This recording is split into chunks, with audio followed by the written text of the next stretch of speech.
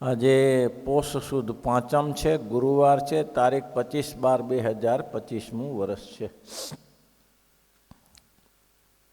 લોયાનું 9મું વચનામૃત ચાલે છે. કાલે આપણે છાંદોગ્ય ઉપનિષદ વિશે, સામવેદના ભાગ છાંદોગ્ય ઉપનિષદ છે, એને વિશે આપણે કાલે ઓમને વિશે ચર્ચા કરી હતી. અત્યારે બીજા અધ્યાયમાં પ્રાણની ચર્ચા કરે છે. કારણ કે પ્રાણ વિના આ જીવને જીવવું, દેહને રહેવું અશક્ય છે.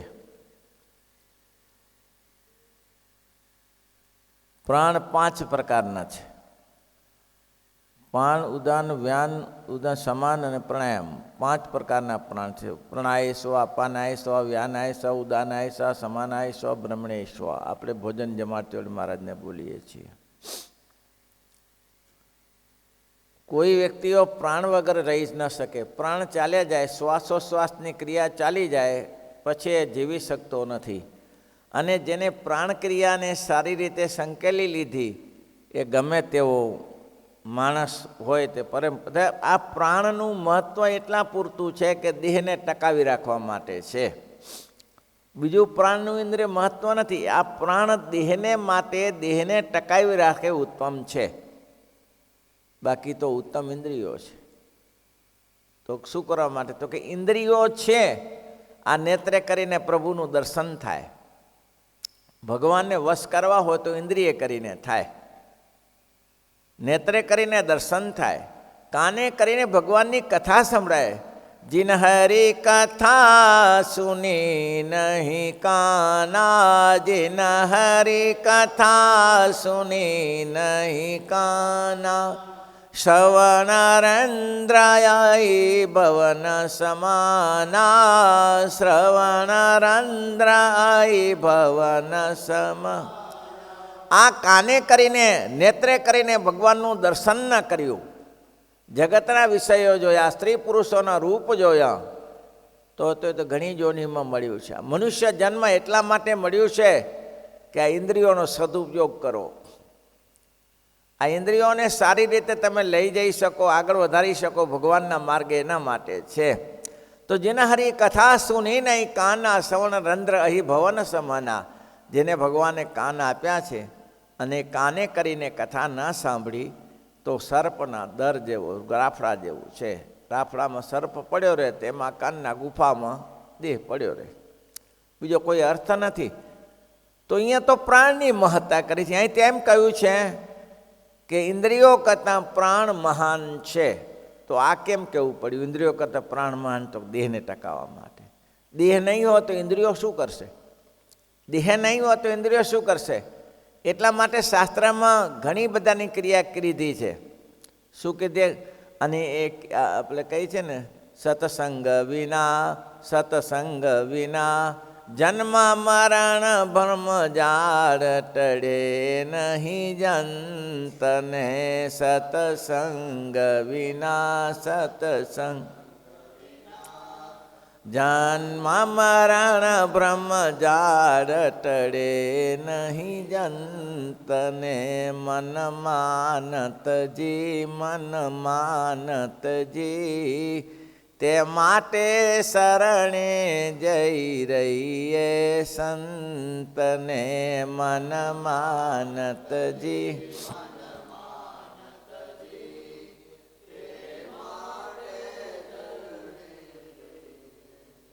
એ સંતને.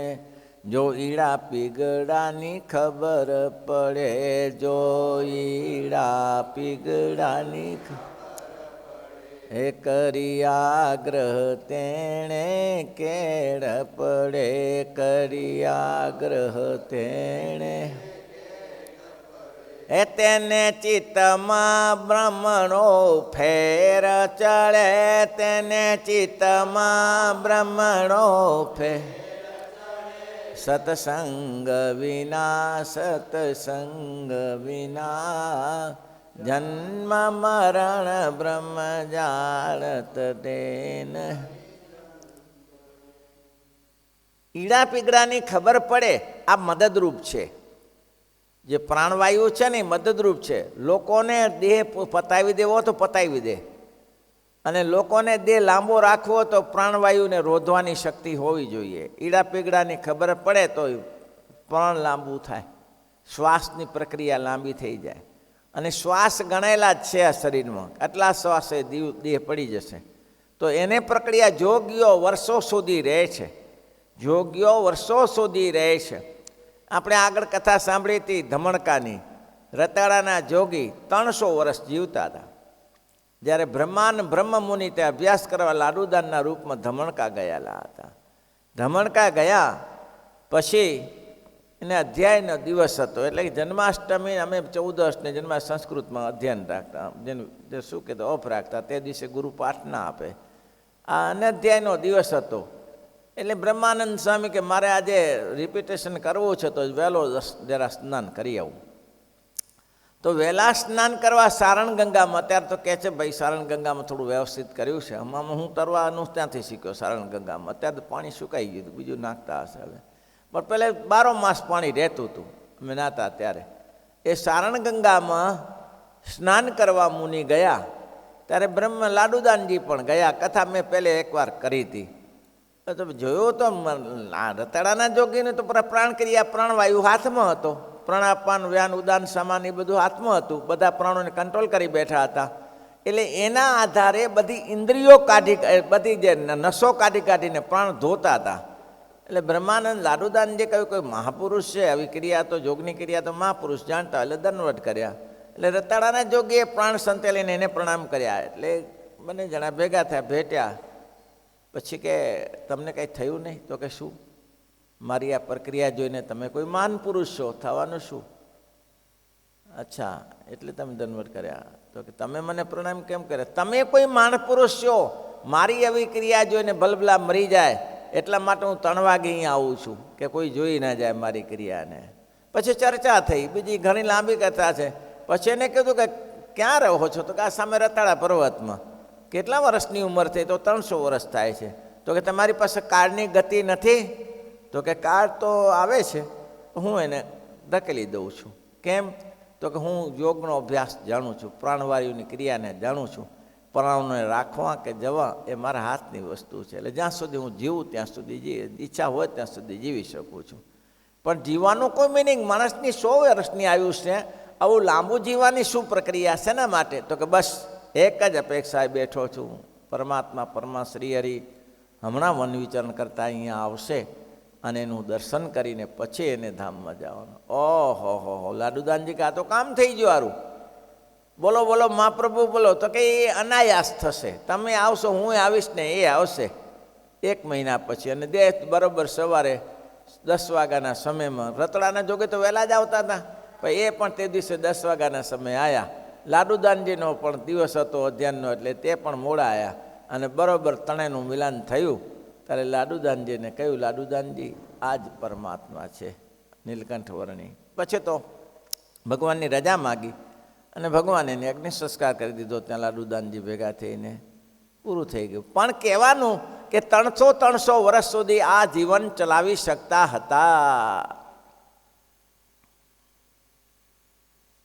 નામ ભૂલાઈ ગયું. 1100 વર્ષ જીવ્યા. 1100 વર્ષ મહારાષ્ટ્રના. નામ ભૂલાઈ જઈશું પાછું. મહારાષ્ટ્રના કઈ નહીં, 1100 વર્ષ. ગજબ છે ને. કાળની ગતિની આ શેના આધારે? પ્રાણવાયુને આધારે 1100 વર્ષ જીવન શક્ય નથી, જીવ્યા. એટલે કે છે કે પ્રાણ મહાન છે.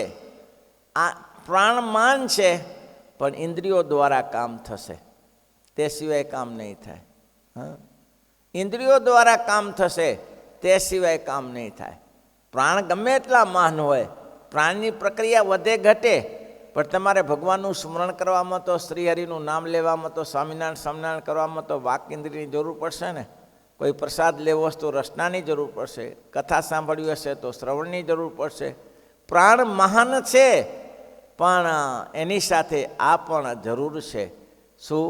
ઇન્દ્રિયોની પણ જરૂર છે. અહીં એમ કીધું કે ઇન્દ્રિયો કરતાં પ્રાણ મહાન છે. કેમ મહાન? એટલા માટે છે કે ઇન્દ્રિયો કામ તો જ કરશે કે પ્રાણ ટકી રહેશે તો, અને પ્રાણની ગતિ એટલી જ થશે. અને એટલા જ માટે દરેકને એમ કહ્યું છે કે તમારે દરેકને પ્રાણાયામ કરવા, સવારે યોગની પ્રક્રિયા કરવી. કરો છો? સવારે કરો છો? પ્રાણાયામ કરો છો? એ ભાઈ કરો છો? 10 મિનિટ પણ કરવું, ટૂંકું ગાળું શીખી લેવો. દરરોજ પ્રાણાયામ તો કરવા જ. પ્રાણની ક્રિયા છે, કપાલભાતિ છે, કપાલભાતિ કરવાની, પ્રાણાયામ ક્રિયા કરવાની, શ્વાસને લઈને ઉપર નીચે કરવો એ જરૂરી છે શરીરને ટકાવી રાખવા માટે. શરીર ટકી રહે. હાવ ખાઈ પીને ભેંસની જેમ પડી રહેવાથી શરીર ટકી ના રહે, એમ છે. તો એ જરૂરી છે પ્રાણને ટકાવી રાખવા માટે. એટલે પ્રાણની મહાનતા બતાવી, પણ ઇન્દ્રિયો દ્વારા કામ કરી લેવાનું. લાંબુ જીવવું હોય તો પ્રાણની પ્રક્રિયા થોડી કરવી, જીવવું હોય તો. અને જો સાધના પૂરી થઈ ગઈ તો જીવવાની જરૂર નથી. તમને એમ લાગે સ્વામિનારાયણ ભગવાને પોતે જ 49 સંકલી લીધું, અને મોટા મોટા મેં બધા મહાપુરુષોને જોયા, મુક્તાનંદ સ્વામી જોયા, બ્રહ્માનંદ સ્વામી જોયા, ગોપાળાનંદ સ્વામી જોયા, 62, 65, 65, 70, 72માં બધા ઉપડી ગયા. કેમ? તો કે એના માટે કોઈ પ્રશ્ન નહોતો. જેના માટે આવ્યા હતા એ તો કામ પૂરું થઈ ગયું, બીજું કંઈ કરવા જેવું હતું નહીં. એટલે એ મહારાષ્ટ્રમાં એ મુનિ જીવ્યા તો કંઈ કર્યું નહીં. એનું મને બધું નામ નથી આવતું, પણ એને એક નામનાથની નેમિનાથ સાથે એનો સમાગમ થયો. ત્યારે 1200 વર્ષ જીવ્યા, પણ નેમિનાથ છે જ્ઞાનદેવજી મહારાજ એ માત્ર 16 વર્ષની ઉંમરના હતા. અને 16 વર્ષની ઉંમરે એ પોતે સવારનો સમય હશે, કાચો સૂર્યનો તાપ હશે, અને ઓટલા ઉપર બેઠેલા. અને તે ઘડીએ ઓલા સિદ્ધ મુનિ એને એક કાગળ લખેલો જ્ઞાનદેવજીને કે તમે તમારી સિદ્ધતા બતાવો છો, પણ જ્યારે આપણો ભેટો થશે ને ત્યારે તમારી સિદ્ધતા બધી નીકળી જશે. મહારાષ્ટ્રમાં મારા સિવાય બીજો મેં સિદ્ધ જોયો નથી કોઈ. એવો કાગળ લખેલો, સંબોધન ના કરી શક્યા, કોરો કાગળ લખ્યો. આ લાગ્યો એટલે મુક્તાબેન બેઠા હતા, જ્ઞાનદેવજીની માતા બેન. મુક્તાબેન કે હારો કોરો ને કોરો રહ્યો હું, 1100 વર્ષ જીવ્યો પણ કોરો રહ્યો, પલળ્યો નહીં હારો. આ સમાચાર લખ્યા કે એટલા 11 વર્ષ પછી, 1100 વર્ષ જીવ્યા પછી કોરો ને કોરો રહ્યો, પલળ્યો નહીં. ક્યારે પલળીશ? ત્યારે એને હામ થયું, અને 2 સિંહ મગાયા. સિદ્ધ પુરુષ સિંહને સિંહ મગાવ્યા અને રથમાં જોડ્યા, અને સાપની ચાબુક કરી, અને ચાબુકની ચાબુકથી ચલાવતો ચલાવતો આવે છે. કોઈકે કીધું કે ભાઈ સિદ્ધ આવે છે. જ્ઞાનનાથજી મહારાજ બહુ સમર્થ કહેવાય, કે એવા મહાપુરુષ જે સિંહને વશ કરી શકતા હોય, જે સાપને વશ કરી શકતા હોય, એનું આપણે આદરથી સન્માન કરવું જોઈએ. કે આ તો બહુ નિર્માની પુરુષ. એટલે જે ઓટલા ઉપર બેઠા હતા એ ઓટલાને લાત મારીને કે ચલ ઘોડા ચલ, એને સન્માન જોઈએ. બોલો તો ચેતન સિંહ ઉપર બેસીને આવે, અને આ તો ઓટલાને હલાવ્યો. બોલો, નિશ્ચેતનને હલાવ્યો. અને 2 સિદ્ધ ભેગા મળ્યા. ત્યારે પેલા નીચે ઉતર્યા કે હું તો ચેતનને ચલાવું છું, તો 16 વર્ષની ઉંમરે, હું 1100 વર્ષ ત્યાં હજી કાંઈ કરી શક્યો નહીં. તું 16 વર્ષની ઉંમરે તારી સ્થિતિ પ્રાપ્ત થઈ, દંડવટ કર્યા. ત્યારે કીધું કે હવે સિદ્ધ સાચા આજ કરાય. જ્યાં સુધી સાધના કરો અને સાધનામાં નમ્રતા ના આવે, અભિમાન હંમેશને માટે એમ કહેવાય કે તપસ્વીમાં ક્રોધ હોય ને હોય. તપસ્વીમાં ક્રોધ હોય, તપસ્વીને ક્રોધ વગર રહી ન શકે. એ સાધના જરૂર નથી. એટલે પ્રાણાયામની પ્રક્રિયા માત્ર સાધના માટે છે. પણ એટલું રાખજો કે ભગવાને 10 ઇન્દ્રિયો તમને આપી છે, 10 ઇન્દ્રિયોની સાથે તમે કામ લઈ લો, એને જે જરૂર પડે તે કામ કરી લો. બસ પછી 4થું 3જા અધ્યાયમાં મહારાજે એમ કીધું કે મુખ્ય વિષય શું છે? સંગ વિસર્ગ. અને છેલ્લે બધું કર્યા પછી તમને ખબર પડવી જોઈએ કે હું પ્રાણને લાંબા ટકાવું કે ના ટકાવું, પ્રાણ લાંબા ખેંચું કે ના ખેંચું. પણ વિસર્જન છે ને વિસર્જન છે કે નહીં આ શરીરનું પૂરું આયુષ્ય પૂરું થાય કે ના થાય, ક્યારે પણ થઈ જાય કે ના થઈ જાય. માણસ ક્યાં સુધી રહે? 1 વર્ષ, 2 વર્ષ, 50 વર્ષ, 100 વર્ષ, 150 વર્ષ જીવે લોકો, પણ આ શરીર જવાનું છે, જવાનું છે. અને જશે ત્યારે પૃથ્વી, જળમાં જળ, તેજમાં તેજ, વાયુમાં વાયુ, આકાશમાં આકાશમાં તો મહત્વ, અહંકારમાં અહંકારમાં પ્રકૃતિ, બ્રહ્મા, વિરાટમાં વિરાટમાં પ્રકૃતિ, પ્રકૃતિમાં મહાપુરુષમાં મહાપુરુષ, બ્રહ્મ અક્ષર બ્રહ્મમાં લીન થઈ જશે. આટલું જ છે આ શરીરનું કાર્ય, એટલું છે. આ છાંદોગ્ય ઉપનિષદ સામવેદમાંથી લેવામાં આવ્યું છે, પણ ઓહો અદ્ભુત છે, અદ્ભુત છે. એટલા માટે મહારાજે કીધું કે વચનામૃતમાં તો ગાગરસો સાગર ભરેલો છે. વચનામૃતમાં તો ગાગરસો સાગર ભરેલો છે. જો સમજી શકાય. મહારાજે તો મૂકી દીધું. મહારાજે શું કહી મૂકી દીધું વચનામૃતમાં? કે જાણવા માટે, જ્ઞાન જાણવું હોય તો બૃહદારણ્ય, છાંદોગ્ય અને કઠોલી એને જાણો તો આ જણાય. આગળ વધાર્યું નહીં, પણ તમે શોધી લો. હવે તમને ક્યાં આગળ વધવું છે તમે શોધો, વાંચો, મનન કરો. એની સાથે બીજા શાસ્ત્ર વાંચો. છાંદોગ્ય અને બૃહદારણ્ય, છાંદોગ્ય અને ઉપનિષદ આ કઠોલી લખ્યા છે એ ખાલી લખવા ખાતર જ લખ્યા છે? લખવા ખાતર લખ્યા છે? તો કે ભગવાનના ભક્તને એનો અભ્યાસ કરવો જોઈએ. એટલે આપણે રહસ્ય કાઢી છે કે પ્રાણાયામનું શું મહત્ત્વ છે. પ્રાણાયામે કરીને દેહને લંબાવી શકો છો, આ દેહને લાંબો ટકાવી શકો છો. ઇન્દ્રિયોનું શું મહત્ત્વ છે? તો કે ઇન્દ્રિયો દ્વારા તમે કામ કરી શકો છો. શું કામ કરી શકો છો?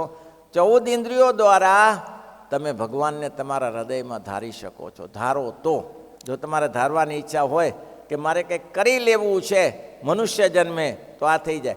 ઘણાની ઇન્દ્રિયો, જો ઘણા, મેં એક ફેરા વાત કરી હતી કે નારણપુરા, કચ્છ નારણપુરામાં એક દાદાના છોકરા ગમે તે રસ્તેથી લંડનથી ગાડી લાવ્યા. તે દિવસમાં 50 વર્ષ પહેલાં 20 લાખની ગાડી લાવ્યા. 20 લાખની ગાડી ઉપયોગ ના કરી શક્યા. અને દાદાને કહ્યું, દાદા હવે તમે ભુજ જાઓ છો દર પૂનમે, તો પગે ચાલીને નહીં જતા, આ ગાડી લઈને જજો, આ ડ્રાઈવર તમારો. તો અરે 20 લાખ રૂપિયા આપ્યા પાછા, કે એમાં ખર્ચ તેલ ભરવું પડે ને એમાં. તે દાદાએ ગાડી ગેરેજમાં નાખી, ગાડી ગેરેજમાં મૂકી દીધી. ડ્રાઈવરને કે જાને ભાઈ, હું તો મારી રીતે ગમે તે કરી લી, તારા ખર્ચો કરવાની મારે. ડ્રાઈવર ચાલ્યો ગયો. હવે શું? ડ્રાઈવર ચાલ્યો ગયો, ગાડી ગેરેજમાં મૂકી, પોતાને જે શું જે રેખવાની જગ્યા જે કહેતા હોય તેમાં મૂકી. અને છોકરો બીજી વાર આવ્યો ત્યાં સુધી ગાડી કાઢી જ નહીં. એને બીજી વાર આવ્યો ત્યારે ગાડી કાઢીને એને કીધું, પપ્પા ગાડી? તો કે ગાડી તો અંદર હશે. તો કે તમે જતા હતા ને, હું ઊંચા જવું? કે હું તો એ બેઠો, ગાડી કામ લાગે 5 વર્ષ પછી? એ ગાડી કંઈ કામ ન લાગે, બધા પાઠ ખલાસ થઈ ગયા હોય. 5 વર્ષ પછી ગાડી પડી ખલાસ થઈ જાય. આ તમારી ઇન્દ્રિયોનો ઉપયોગ લગાડશો તો ઇન્દ્રિયો કામ લાગી જશે.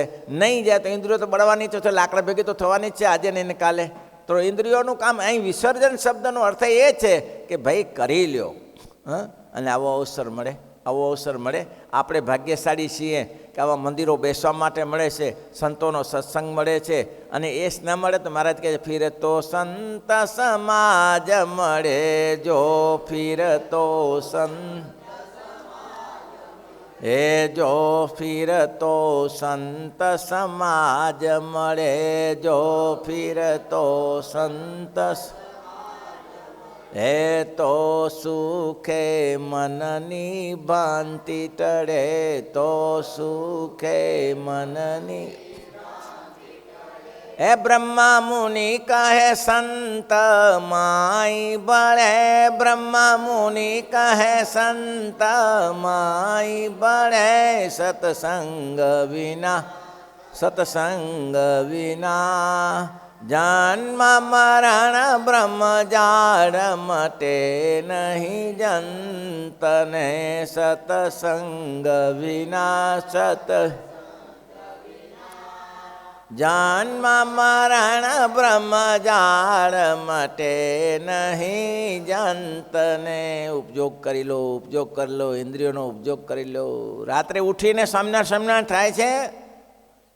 રાત્રે ઉઠીને સ્વામિનારાયણ સ્વામિનારાયણ એવું નામ જપાય છે.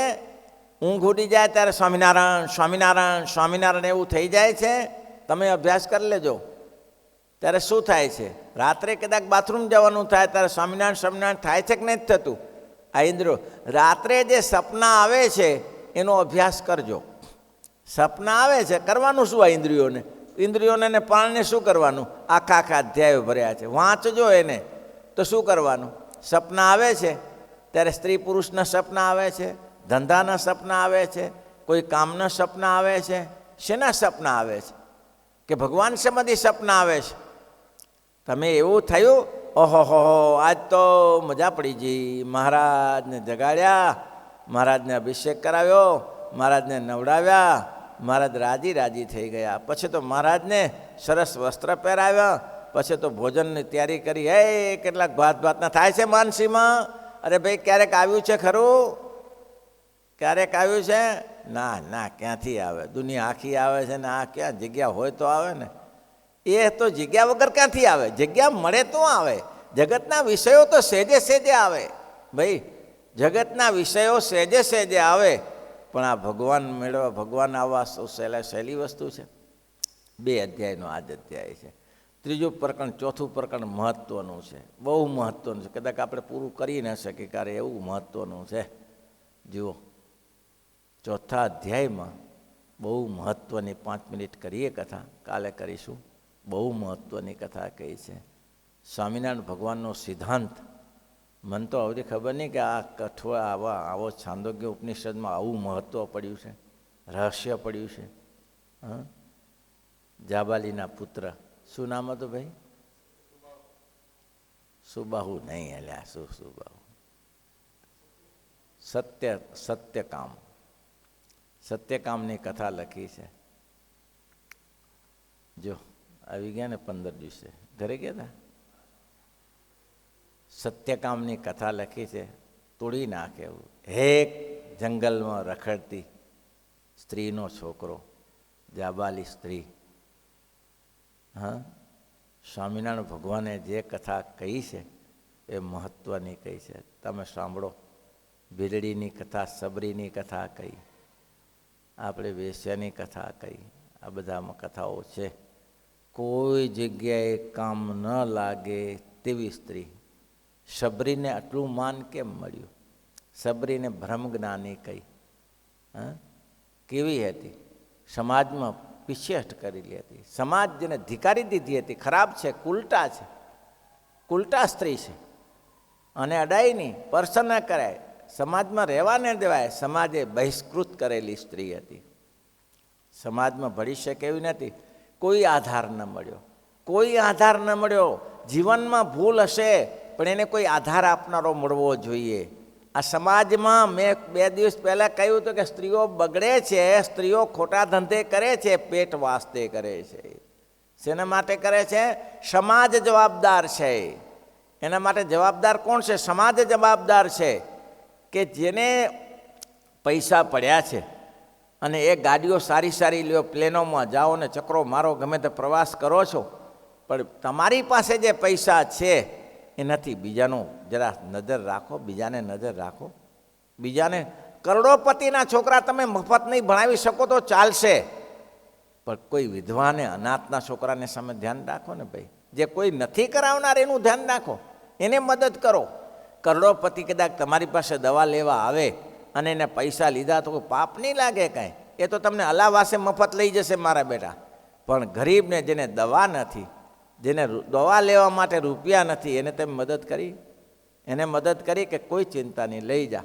અને એટલા જ માટે જુઓ, દ્રોણાચાર્યનું નામ અમર થઈ ગયું. કેમ? જ્યારે કુંતીના 5 પુત્રોને કોઈ સપોર્ટ કરવા તૈયાર નહોતું. કુંતીને કોઈ પાંડુ ગયા પછી જેમ ભિક્ષુક જેમ ઘર ઘરમ ભટકે એમ છોકરાના રોટલા માટે ભટકતી હોય. હવે અભ્યાસનું તો રહ્યું ક્યાં? અભ્યાસનું તો ક્યાં રહ્યું? કોણ મારા છોકરાને ભણાવે? અને એમાં દ્રોણાચાર્યએ કીધું કે કુંતા બેટી ચિંતા ન કરતી, હું બેઠો છું ને, હું ભણાવીશ, હું ભણાવીશ. તો કે મારી પાસે કંઈ આપને દક્ષિણા આપવા માટે દક્ષિણાની કોઈ જરૂર નથી, બીજા ભણશે, આ ભણશે. હવે એ સામે પક્ષના હતા. દુર્યોધનની સામે આને ભણાવવા એ તો કઠિન કામ હતું ને, એટલું સહેલું કામ હતું. વિરોધ પક્ષના હતા. છતાંય દ્રોણાચાર્યએ બેડું ઝડપી લીધું અને 5 પુત્રોને, પાંડવોને ભણાવી દીધા. એમાંથી નામ અમર થઈ. પછી ભલે ગમે તેમ થાય, પણ એ જ્યારે યુદ્ધનું મેદાન હોય અને યુધિષ્ઠિર જ્યારે આશીર્વાદ લેવા જાય ત્યારે એમ કે વિજયી ભવ, વિજયી ભવ. એને ખબર હતી અમે ખોટે રસ્તે જોડાઈ છીએ, પણ છે તો સત્ય માર્ગ. એટલે એવા સમયે કોઈને મદદ કરી શકો છો? આવો કથા જોઈએ ત્યારે આપણે જ્યારે જેતલપુરની જ્યારે એની કથા જોઈએ ત્યારે એમ થાય કે આ બધી સ્ત્રીઓને મદદ કરી હોય તો આ નહીં. આજે પણ એ થાય છે, આજે પણ એ કથાઓ થાય છે. લક્ષ્મીબેનની કથા સાંભળી તો લક્ષ્મીબેનો ઘણી બધી પેઠી છે જેનો કોઈ સંબંધ નથી, જેનો કોઈ સહકાર નથી, કોઈનો મદદ કરવા નથી, એને મદદ કરો ને. માણસ ભૂખ્યો હોય એને બાજરીનો રોટલો આવીને તૃપ્ત કરો, અને જે તૃપ્ત થઈને બેઠો છે 5 લાડુ નાખશો તો શું કરશે? એ તો ખાઈને તૃપ્ત બેઠો છે. ભૂખ્યાને જરૂર છે. આ સમાજમાં લોકોની ટીકા નિંદા કરીએ છીએ, પણ સમાજ આંધળો છે ભાઈ, સમાજ આંધળો છે. સમાજ જોઈ શકતો નથી કે આની પરિસ્થિતિ શું છે. ધિકાર કરે છે, તિરસ્કાર કરે છે, પણ જોઈ શકતો નથી. આ 4થા અધ્યાયમાં જે કથા છે જાબાલીની, એવી કથા છે. કોઈ આધાર નહીં, કોઈ આધાર નહીં. અને જ્યારે સબરીને કોઈ આધાર ન મળ્યો ત્યારે મતંગના આશ્રમમાં આવીને, મતંગના આશ્રમમાં આવી અને મતમે તિરસ્કારી નહીં એને. મતમે તિરસ્કાર ન કર્યો. મતંગે કહ્યું રે, અહીં રે, શાંતિથી રે, અહીં સેવા કર. અને વર્ષો સુધી મતંગ ઋષિની સેવા કરતી રહી. અને સેવાનું ફળ શું મળ્યું? સેવાનું શું? જાબાલીએ ગમે તે રીતે કરીને પણ લોકોને નિર્દોષ ભાવે સેવા કરી. એનો બીજા ઋષિએ ખોટી રીતે ઉપયોગ કર્યો, પણ આને નિર્દોષ ભાવે સેવા કરી. અને મતંગ ઋષિને એની સેવા કરી, તન મન ધનથી જે કંઈ હતું સેવા કરી. અને ગુરુ આશીર્વાદ આપ્યો. શું આપ્યો? સબરી, હું તો જાઉં છું, મારો સમય પૂરો થઈ ગયો છે, હું તો પાછો નહીં ફરી શકું, પણ તને આશીર્વાદ આપું છું. શું? તું જેના માટે ખોજ માટે આવીશો, મારી પાસે આવી હતી, એ હું તો તને ભગવાન મેળવી શક્યો નથી, પણ મારા તને આશીર્વાદ છે. તને ભગવાન મેળવવા જવાની જરૂર નહીં પડે. ભગવાન તને મેળવવા માટે અહીંયા આવશે. ભગવાન તને ખોરતા આવશે. અને શબરીની કથા શાસ્ત્રમાં અમર થઈ ગઈ કે એક દિવસ ભગવાન શ્રી રામચંદ્રજી અને લક્ષ્મણજી બંને સબરીના આશ્રમમાં ગયા. અને તો તમે આમ રાઉન્ડ જુઓ, એને જે રાઉન્ડ કર્યો, એને જે રાઉન્ડ માર્યો, એ જે જવું તું ક્યાં, એને સીધો રસ્તો હતો એના માટે ક્યાં જવા માટે, સુગ્રીવને ત્યાં જવા માટે. પણ રસ્તો ફેરવીને પણ લક્ષ્મણને કહ્યું, લક્ષ્મણ, અહીં પાણી પીવાને બાને પણ આ પંપા સરોવરમાં જઈએ. અને ત્યાં આવ્યા અને મતંગનો આશ્રમ જોયો. અને મતંગને સબરીને આશીર્વાદ આપી અને બ્રહ્મજ્ઞાની બનાવી. એટલે માટે કીધું, ભણી હોય કે ના ભણી હોય, પોતે પાપ કર્યું કે ના કર્યું, પણ જે પાપ કર્યું તેનું પ્રાયશ્ચિત કરવાની જેની તૈયારી છે, જે પાપ કર્યું એને મનમાં એમ છે, એની ઘૃણા છે કે મેં ખોટું કર્યું, એને ભગવાન મળે છે. નું ચાલુ થયું. શ્રીપતિમ શ્રીધરમ સર્વદેવ.